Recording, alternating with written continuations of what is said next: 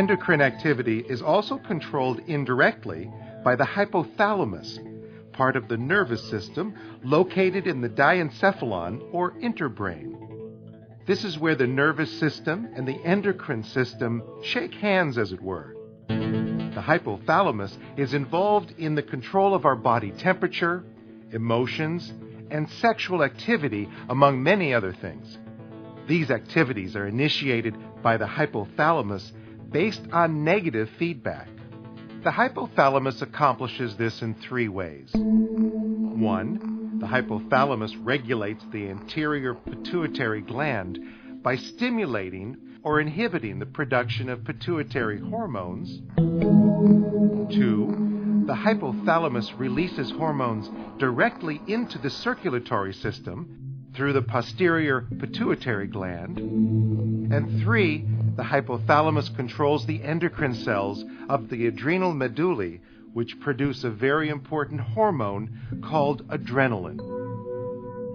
The pituitary gland is about the size of a pea and is known as the master gland because it regulates all the other glands and tissues that comprise the endocrine system. It is located at the base of the brain and is connected to the hypothalamus, which in turn regulates its activity. The pituitary gland has two lobes, the posterior lobe and the anterior lobe. The anterior pituitary gland is connected directly to the hypothalamus by a capillary network called the hypophyseal portal system. Two types of regulatory hormones are produced by the hypothalamus and transported directly to the anterior pituitary gland, releasing hormones and inhibiting hormones. These hormones in turn regulate the production of hormones by the anterior pituitary gland. The hormones produced by the anterior pituitary gland include thyroid stimulating hormone, or TSH, which triggers the thyroid gland to secrete thyroid hormones, adrenocorticotropic hormone, or ACTH, stimulates secretion of hormones in the adrenal glands.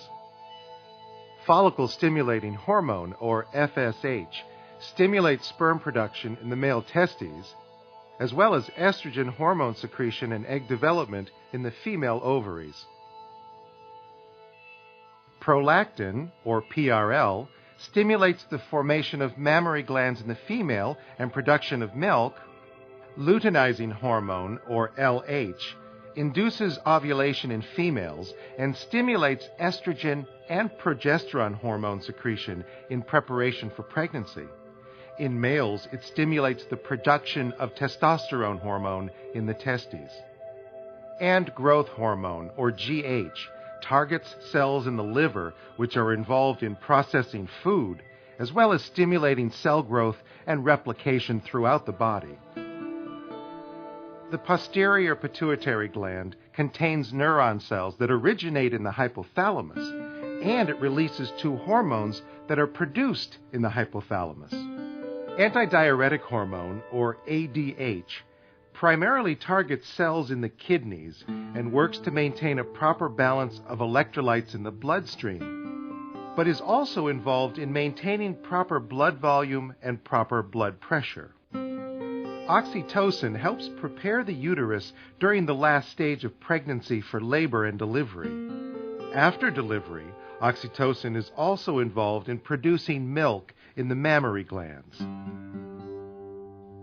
Most of the hormones we've examined so far are known as regulatory hormones.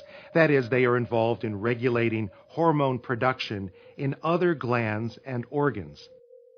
The hypothalamus releases hormones that regulate the production of other hormones in the pituitary gland, and the pituitary gland releases hormones which regulate the release of yet other hormones in yet other glands and organs.